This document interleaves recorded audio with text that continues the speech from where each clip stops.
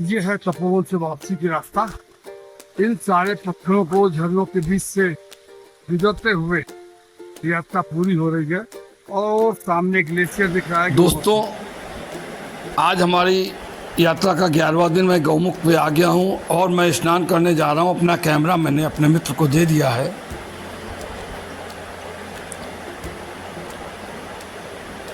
और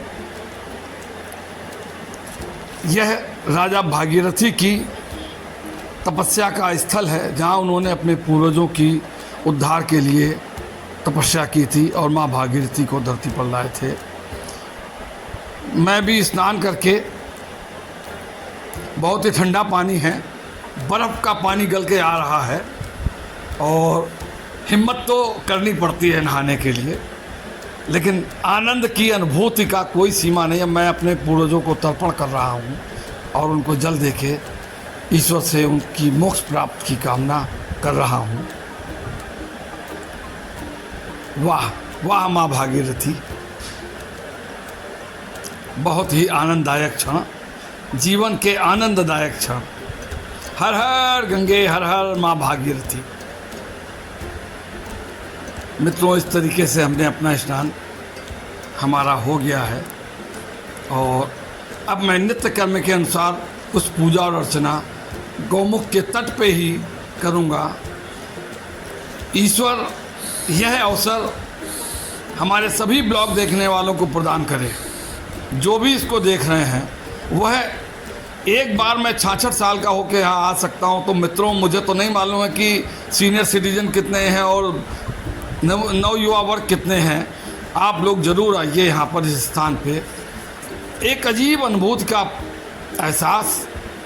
और हम कुछ नहीं कर सकते हैं तो कम से कम अपने पितरों को, अपने पूर्वजों को जल देकर उनको मोक्ष प्राप्त की कामना कर सकते हैं।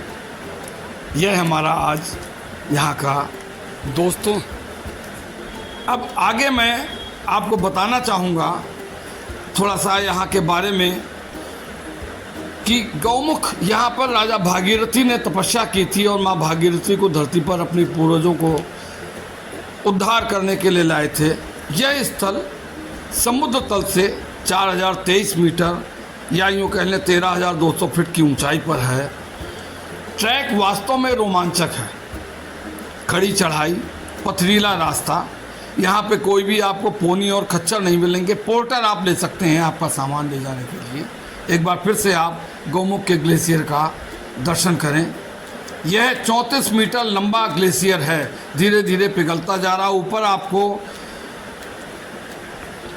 शिव पर्वत के दर्शन भी बीच में हो रहे हैं। मौसम इतना साफ है दोस्तों, मैं बहुत भाग्यशाली महसूस करता हूं कि यहाँ आके भी शिव जी ने हमारा पीछा नहीं छोड़ा है और अपने दर्शन बराबर दे रहे हैं।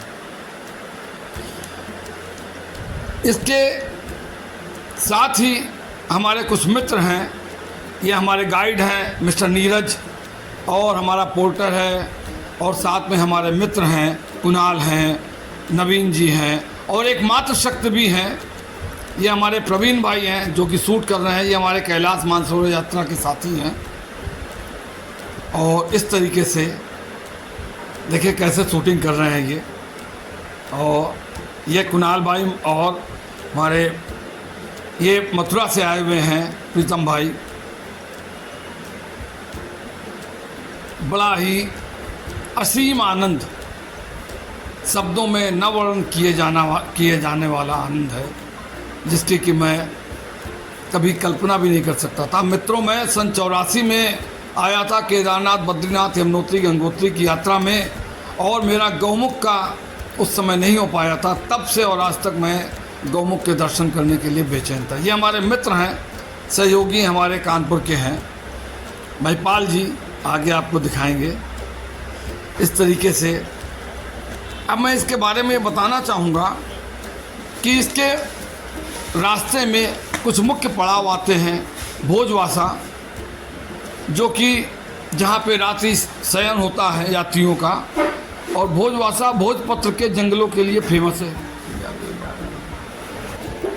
और मित्रों, दूसरा पड़ाव आता है चीड़वासा, जो कि चीड़ के जंगलों के लिए फेमस है। मैं आपको पड़ाव बता रहा हूँ और साथ में नज़ारे भी आप देखते जाइए। भोलेनाथ तो पीछे ही नहीं छोड़ रहे हैं, बराबर साथ चलते हैं, शिव पर्वत के बराबर दर्शन होते हैं मित्रों। और इसके साथ ही अब वापसी हमारी चालू हो गई है। और देखिए कैसे रास्ते हैं, जंगलों के बीच से पथरीले बड़े बड़े बोल्डर्स पड़े हुए हैं, उनके बीच से निकल के आना पड़ता है। और कहीं कोई थकान नहीं महसूस होती है, केवल ये लगता है कि मैं कहाँ पे जैसे स्वप्नलोक में आ गया हूँ।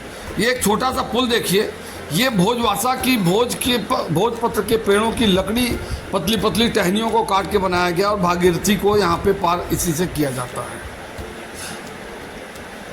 कितने सुंदर मनोरम दृश्य नज़ारे।